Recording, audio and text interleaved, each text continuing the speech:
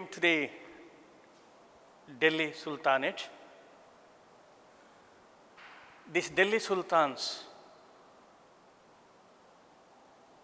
were the first people who implemented the Islamic style of administration. Islam, it was the basic for the administration of the Delhi Sultanate. The administrative principles, it was carried according to their religion, that is Islam. If we came to this Sultanate, Delhi Sultanate, it was a theocratic state. This Delhi Sultanate, it was a theocratic state, and the principle of state, it was based on the Shariat, that means the Islamic law. It was Shariat, it was considered as the above all during the time of this Delhi Sultanate. So, Shariat or the Islamic law, it was a main or it was a base for the administrative system of the Delhi Sultanate. If we came to this administration of Delhi Sultanate, a body of Islamic scholars who were called as ulema, they were controlled the administration. The ulemas, they are the interpreters of the Islam or the religion. This body, it was controlled the administration. Only two sultans, Alauddin Khilji and Mubarak Khilji, are the two sultans who neglected the power or the strength of these ulemas. They kept away these ulemas from the administration. If it came to the other sultans, they accepted the power of these ulemas in the administration. The sultans of Delhi, they ruled their empire as a naib of caliph. Naib means deputy of caliph. That means the whole empire, it was surrendered to the caliph. On the name of that caliph, the sultans, they ruled. So, it was one of the important feature of this the administration of the Delhi Sultanate. If we came to the Delhi Sultanate, the power of the Sultan. The Sultan was the fountainhead of the administration. Fountainhead, he was the center of all the administration. If we came to the succession, there is no particular theory or the principle for the succession of a ruler. Up to the Iltutmish, anybody can, that is who was a powerful person who of that dynasty, he became the ruler of that dynasty. But after the Iltutmish, the elder son or the nominating system, it was came into the practice.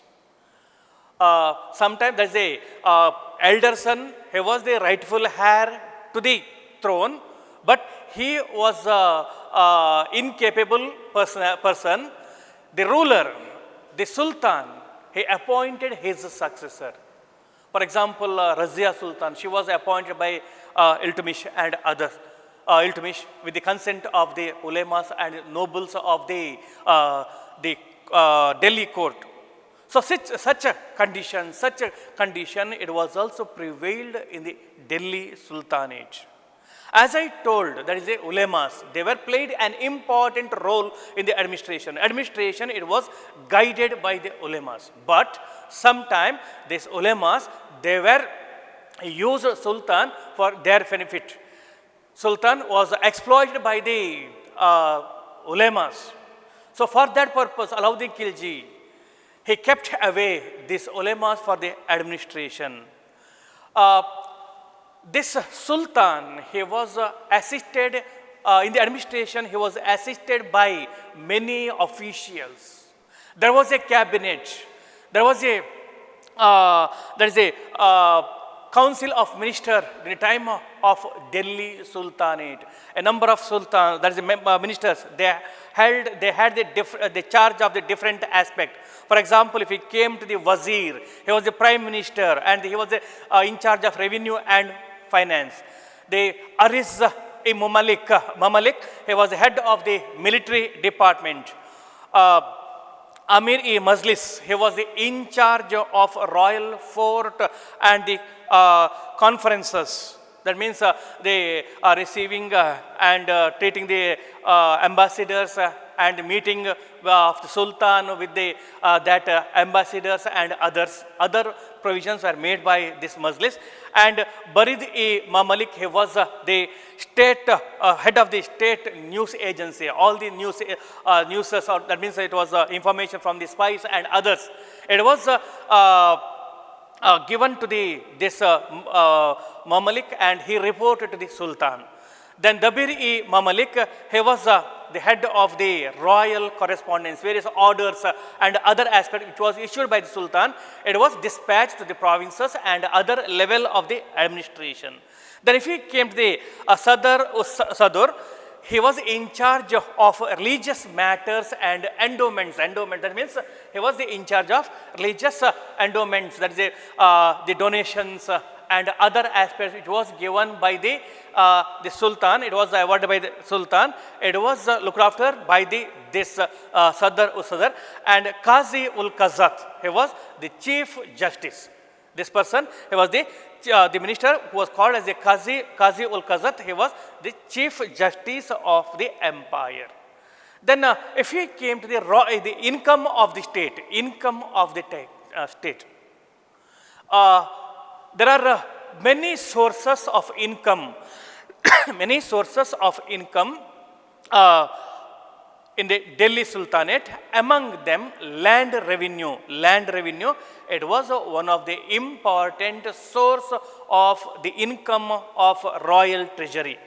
Beside this, war booty, that means the wealth which was occupied during the time of war, and annual tributes which was submitted by the various subordinates of the empire. It was the other important source of the royal treasury. Then the taxes was imposed on water and house. It was also another source. Religious tax, it was the other source. Then poll tax, that means jizya. Jizya, it was prevailed in time of this Delhi Sultanate, and it was also considered as one of the important tax or the income of the royal treasury, and it was imposed on non-Muslim people.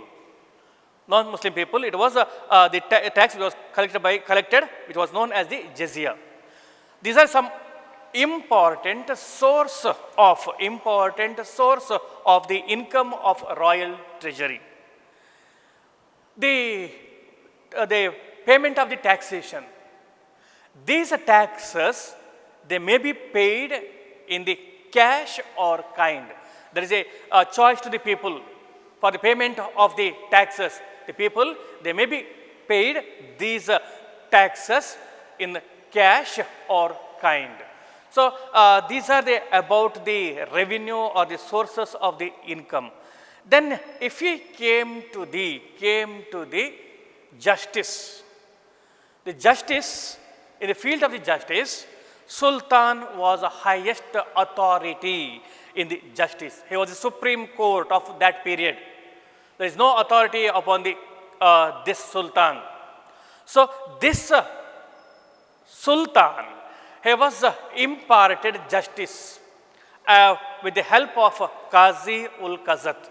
Qazi ul Qazat, he was the Chief Justice. Upon that Qazat, there is a Sultan, and this Sultan, he imparted justice with the help of Qazi ul Qazat. Then Chief Qazi, he was that is Qazi ul Qazat. This Qazi, he was helped by another officer who was called as Mufti. Mufti, he was a subordinate office of Chief Qazi. If he came to the the all the administrative section, the same type of the provision was made for the administration of justice. If it came to the city and town, each cities, they had their own court, which was headed by Qazi and Mufti. In every city and towns, it had the court, and in these court, two officers were appointed by the government. They were Qazi and Mufti. If it came to the village level and the other there is a provincial level, there was an officer who was called as Kotwal. He was the police officer in charge of law and order in the whole empire. That means the region was divided to them, and these Kotwal, mainly in the region of villages, Kotwal, he was a police officer in charge of law and order.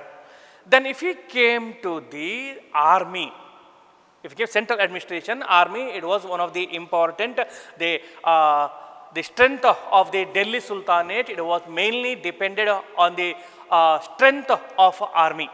So this Delhi Sultans, they maintained a strong and large army. It was necessary for them, because all sultans, they were in battlefield, because of the empire was very large, and the revolts are common. So to maintaining the large empire, in the maintenance of the large empire, the army was played an important role. So they maintained a strong army, and this army, it was consisted mainly three divisions, that is cavalry, infantry and elephant forces. Cavalry, infantry and elephant forces are the main three divisions in army. If it came to the this army, Sultan, he was the supreme commander. Sultan, he was the chief commander-in-chief of army. Under direction of the Sultan, the army, the directions of the Sultan was followed by the army. All ministers, they were also had the responsibility of military and civil duties. Only one minister, that is Qazi, except Qazi, all the ministers, they were to render the civil and military duties. There is a separate officer was appointed to look after the military affairs, who was called as Diwan-e-Ariz. Diwan-e-Ariz, he was in charge of all the armies of this Delhi Sultanate. Then if he came to the provincial administration, the vast empire, it was divided into the many provinces. You cannot found the exact number. There is no reference towards the exact number of these provinces, because it was changed time to time, and during the reign of the sultans. These provinces, they were called as the Iqtas. The provinces of the Delhi Sultanate, it was called as Iqtas. There were in these Iqtas, there was an officer who was called as the governor. He was called as governor, and he was called as Naib Sultan. In the Iqtas, Iqtadar, he was the supreme officer. He was the governor of that Iqta or the province, and he was called as Naib Sultan. That means deputy Sultan. He was the second to the Sultan in the provinces. So these Naib Sultan, he was also enjoyed many powers. He maintained his own army, and he also collected the taxes. Then sometime he was also assigned the conquest, to lead the conquest. So all these type of the duties, it was awarded, it was given to these provincial officer who was called as a Sikdar. Then another system, the office of the governor, it was not permanent, it was transferable. The Delhi Sultans, mainly in the time of the this Alauddin Khilji, he felt that the permanent settlement of these sultans, these iqtidars, it was one of the main cause for the problems such as revolt and others. So this transferring these provincial governors, it was started in the time of the Alauddin Khilji. They were transferred from an place to another place. Then if we came to the administration, these provinces were divided into the many shiks. Shik means it was a another division. These provinces, they were divided into the smaller unit. These units, they were called as shik, and this there was an officer who was appointed by the Sultan. He was called as Sikdar. So this Sikdar, he was also assisted by the many officers, many officials in the administration. So after these Sikhs, the Sikhs, they were once again divided into the Paraganas. Paraganas means it was a district level division. We may say that it was a district level division, and these Paraganas, it was headed by an officer who was called as Amils. Amils, he was in charge of the administration of Paraganas, and Paraganas, it was one of the important unit in the administration of Delhi. Then village, it was the last or the basic unit of administration in the reign of Delhi Sultanate.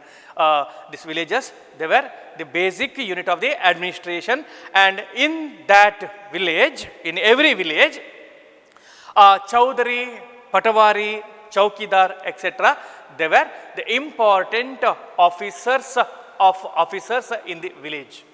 These, if you came to every village, the officers like Chaudhary, Patwari, Chaukidar are appointed by the government, and they maintain the administration of that village. And the Panchayat, that means the assembly of the elders, it was also played important role in the village administration in the time of the Delhi Sultans also.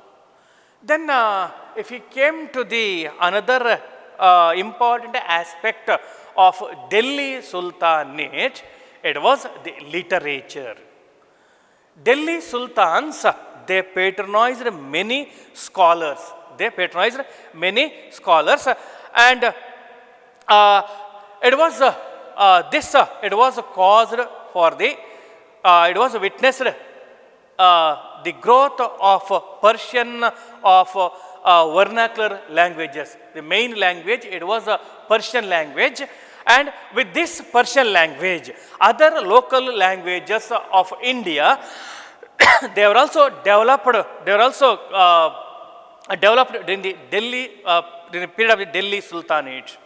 Then many Persian poets, they were invited to India, and they were invited from Central Asia, and they were found shelter in Delhi. That means Delhi Sultans, they gave shelter to them, and they cultivated many literary works in Persian language. Among them, Amir Khusro, who was explained as the parrot of India. He composed two important works, which was called as a Qazian-ul-Futs and Tariq-i-Alai. It was the two important literary work of Amir Khusro, and these works, it was composed in Persian language.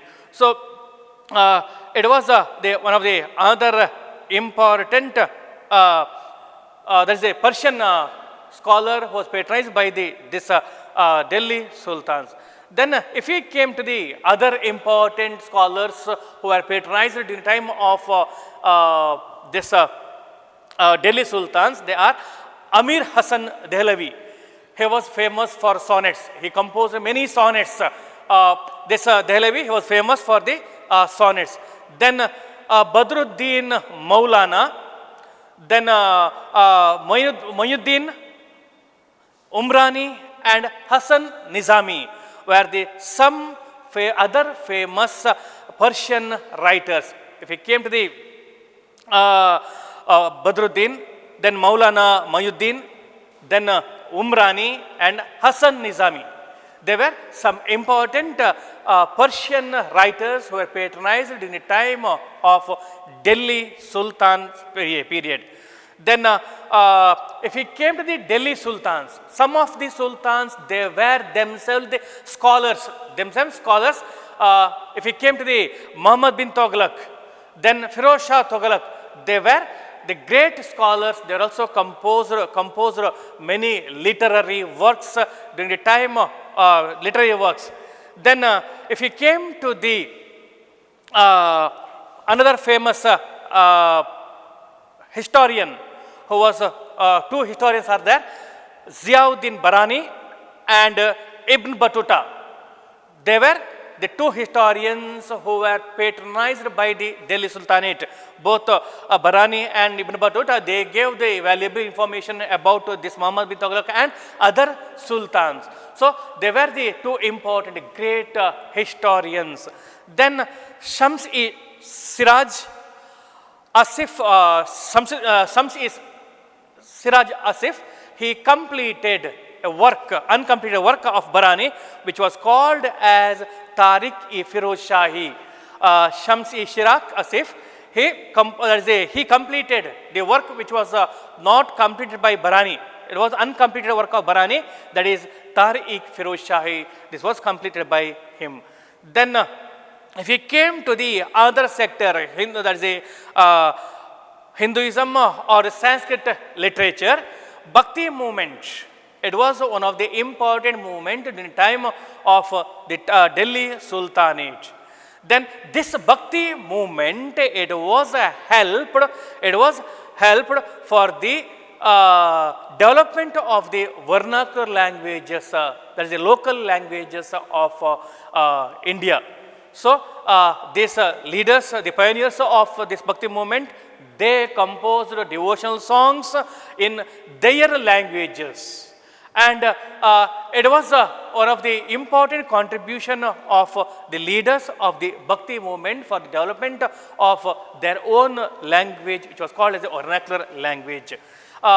Beside this, Chand Bardai was a famous famous scholar. He wrote Prithviraj Raso. It was a famous work which gives details about the Prithviraj Chauhan. Then Malik Muhammad Jaisi, he was another great poet who wrote Padmavat or Padmavati. Padmavati, it was famous work of this Malik Muhammad. Besides this, the fashion of translating the Sanskrit work to the Persian language, it was started in the time of the Delhi Sultanate. Many Sanskrit literatures, they were translated from the Persian language, they were translated from Sanskrit language to the Persian language during the time of this Delhi Sultanate. So these are the important, that is the aspects or the important contribution of the Delhi Sultanate for the, to the field of the literature. Then if we came to the art and architecture, this architecture, it was also enormously, it was contributed by the Delhi Sultanate. The Indian architecture, it was enriched by the Delhi Sultans. This Indian architecture, it was enriched by Delhi Sultan, and a new style of architecture. New style of architecture, it was started, it was developed during the time of these Delhi Sultans. Then this style of architecture, it was known as the Indo-Islamic style. It was Indo-Islamic style. This style, it was a mixture. It was a mixture of the two religious ideals, that is the Hinduism and the Islam. It was a mixture of the ideals of these two regions. Then what are the important feature of this Indo-Islamic style? If we came to this style, minarets, arcs, domes, hazaras, and the huge gateway. These are the important the feature of these important feature of Indo-Islamic style. Then if we came to the important buildings which was constructed during the time of Delhi Sultanate, or the contribution of the Delhi Sultanate, was Quwat-ul-Islam Mosque, Quwat-ul-Islam Mosque, which was constructed at Delhi, and Adai Dinka Janpur Mosque. It was constructed at Ajmer. It was the two important monuments which was related to the early Delhi Sultanate. Then if we came to the one of the important memorable monument, that is Qutub Minar. So it was this Qutub Minar, it was another great achievement of the slave dynasty which was ruled Delhi Empire or Delhi Sultanate. The slave dynasty, it was the first dynasty, and in this dynasty, Qutbuddin Aibak, who was one of the famous ruler of slave dynasty, he constructed this Qutub Minar, and the work of this Minar, it was started by the Qutbuddin Aibak and finished by Iltutmish. Iltutmish finished this Qutub Minar, and not only this, Iltutmish built the House-e-Shamshi, then Jama Masjid and Shamshi Eidgah. Not only Qutub Minar, it was completed by Iltutmish, but also he built House-e-Shamshi, Jama Masjid, and Shamshi Eidgah was constructed by this Sultan Iltutmish. Then if we came to the reign of Alauddin Khilji. Alauddin Khilji, he was engaged in warfare.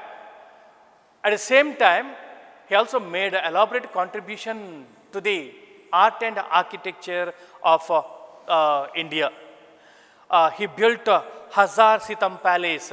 It was known as the 1,000-pillar palace, Hazar Sitam Palace. Then the fort of Siri, it was built in time of Alauddin Khilji. Then Jamiat Khan Masjid and Alai Darwaza at Delhi are the important construction of Alauddin Khilji. Then if we came to the Tughlaq period, during the time of the Tughlaq period, they built many cities and forts. They built many cities and forts. So, the Firoz Shah Tughlaq, he laid the foundation for the cities of Firozabad, Fatehbad, then Hisar and Janpur. So, it was the cities which was constructed by this Tughlaq period. And Lodhis, Sayyids and Lodhis, they also made many contribution to the field of art and architecture. If we sum up these contributions of Delhi Sultans, they made elaborate contribution. If we came to their achievement, they were engaged a constant warfare. Beside this, they utilized their time for the construction, for the